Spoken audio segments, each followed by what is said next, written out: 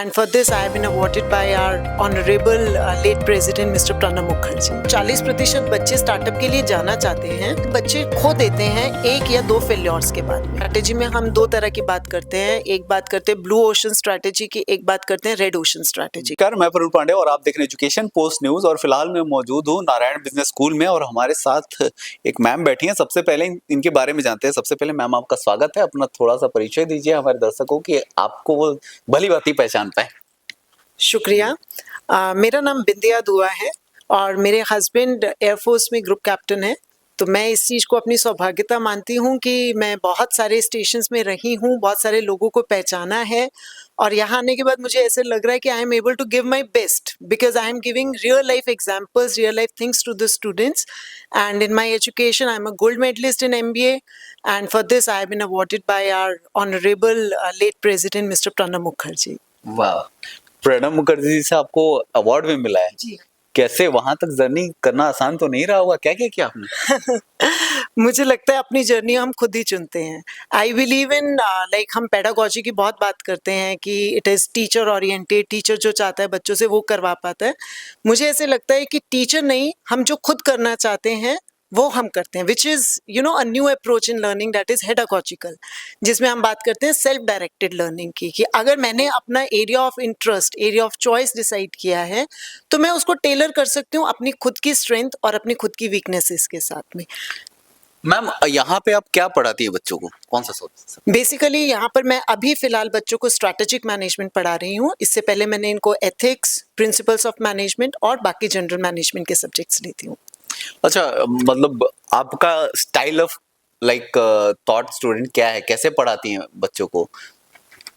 देखिए, मैंने फिर पहले जैसे बोला कि मैं बच्चों को बिलीव करती हूँ कि बच्चे खुद अपनी जर्नी खुद डिसाइड करते हैं। मैं उनको बताऊँ कि उनको क्या पढ़ना है, मैं ये कोशिश करती हूँ कि वो मुझे बताएं उनको क्या पढ़ना है। एंड मैं जब क्लास में जाती हूँ, I am not a faculty for them, I am a facilitator. जो वो पढ़ना चाहते हैं मैं उनको एक दिशा दिखाती हूँ कि वो उस दिशा की ओर कैसे जा सकते हैं। देखिए, इस दिशा में जाने पे जब हम उनको एक दिशा दिखाते हैं तो उनको एक क्लियर विजन होता है। हम जो बताएंगे, जो पढ़ेंगे, जो सुनेंगे वो सिर्फ एक टेम्परेरी लर्निंग है।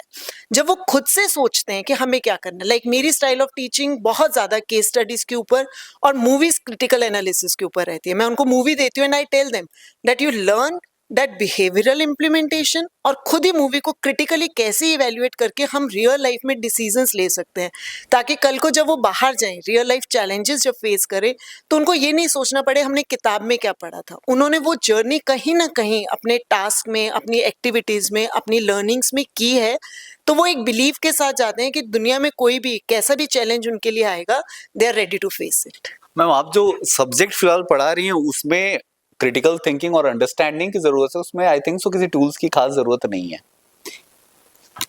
टूल्स लाइक जैसे Technical tools. नहीं, टेक्निकल टूल्स की ज़रूरत नहीं, बट देखिए आज का टेक्नोलॉजी का ज़माना है, हर चीज़ के लिए कंप्यूटर और एनालिटिक्स बच्चों को चाहिए होता है। जब मैं पढ़ाती हूँ स्ट्रैटेजी तो मैं उनको फिनेंशियल पार्ट्स भी देती हूँ, HR पार्ट्स भी देती हूँ, जहाँ उनको एनालाइज करना रहता है कि अगर ऑर्गेनाइजेशन ये काम कर रही है या पहले ऑर्गेनाइजेशन ने नहीं किया, वो जो गैप है उस गैप को फिल करने के लिए ऑर्गेनाइजेशन ने कैसे किया और how they have done it. That is more important rather than what they did. How they did it, that is more important.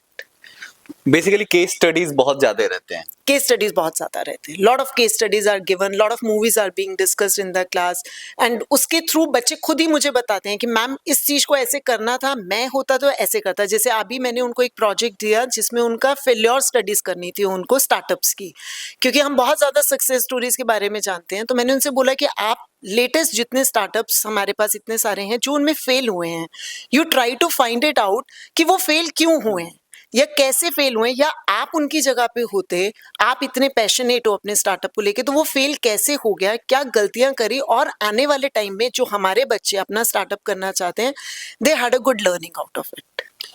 Startup ecosystem India में बहुत ज्यादा स्ट्रांग होते जा रहा है डे बाई डे, चूंकि इंडिया भी डेवलपिंग फेज में है। तो ये बताइए आपका रेशियो, चूंकि आप तो स्टूडेंट्स को डायरेक्टली फेस कर रही हैं, आपका अंडरस्टैंडिंग क्या है, कितना रेशियो आ रहे हैं कि आपको लग रहा है कि ये इतने बच्चे स्टार्टअप की तरफ बढ़ने वाले हैं? देखिए, अगर मैं बात करूं तो 40% बच्चे स्टार्टअप के लिए जाना चाहते हैं, लेकिन मैं हमेशा एक बात बोलती हूँ कि यदि आपको स्टार्टअप के लिए जाना है तो stay passionate. That is the most important thing जो जनरली मैंने देखा है बच्चे खो देते हैं 1 या 2 फेल्योर्स के बाद में। उस चीज को ना हो इसके लिए हम बच्चों को प्रिपेयर करते हैं कि failure is a part of journey. बहुत सारी केस स्टडीज में उन्होंने खुद ही समझा, जब उन्होंने खुद ही बहुत सारी फेल्योर स्टडीज करी तो उन्होंने समझा कि ये एक जर्नी है, इसमें भागना, तेज दौड़ना, ओवर एक्सपेंशन करना, ये सब चीजें नहीं चलेंगी। They have to be patient enough with their startup, have believe in their own system और उसके बाद उसके लिए स्ट्रैटेजीज बनाना है। मैम जब क्या होता है हर स्टूडेंट उतना केपेबल नहीं होगा जो फेलियर को फेस कर पाए और साथ ही फाइनेंशियली भी उतना हो सकता है उतना स्ट्रांग ना हो कि दो एक आध बार स्टार्टअप लॉस में जाए उसके बाद से वापस से रीस्टार्ट करने का कुछ प्लान करे।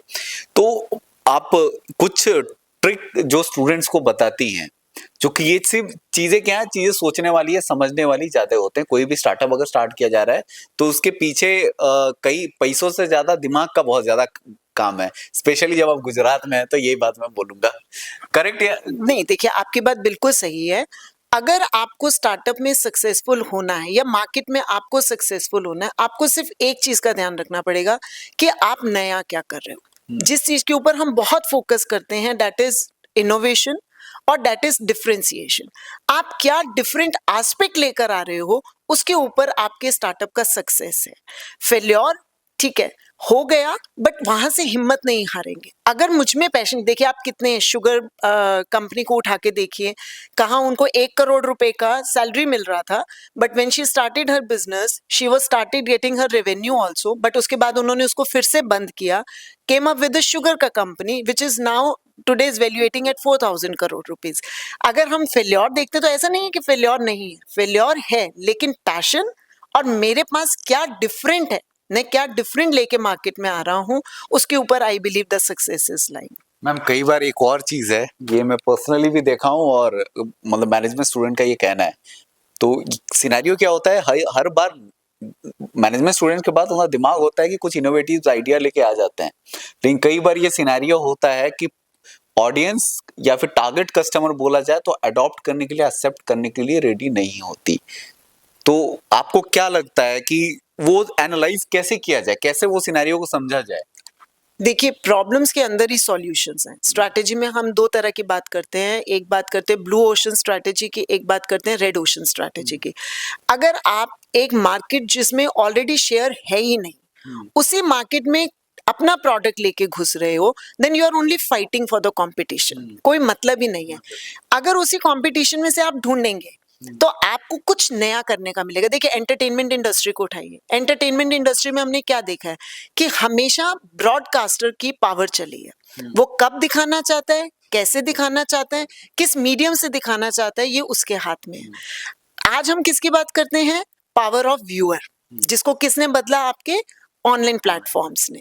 तो देखिए ये उसी प्रॉब्लम में से निकाला हुआ है। मैं उसी में एक अपना कॉम्पीट करने के लिए जा रही हूँ, उसी में से मैंने एक प्रॉब्लम निकाली कि भैया अगर व्यूअर को मैं ये चांस दे दूं कि तुम खुद अपनी प्रॉब्लम को, तुम खुद अपनी चीज को देख सको, then that is a blue ocean strategy. मैं सेम एंटरटेनमेंट इंडस्ट्री में मैंने यू टर्न ले लिया। That's a difference. Correct ma'am. अभी के जनरेशन स्टूडेंट को कोई टिप्स देना चाहेंगे? Believe in yourself and stay passionate. Most important, most of the organizations they hire students when they are behaviorally capable and adaptable. That is the most important thing. Thank you so much ma'am for your time and patience. Literally काफी अच्छा लगा आपसे बात करके। तो ये थी खास बात। इसी के साथ मैं प्रफुल्ल पांडे इजाजत लेता हूँ, तब तक के लिए बने रहे हमारे साथ एजुकेशन पोस्ट न्यूज पे। नमस्कार, धन्यवाद।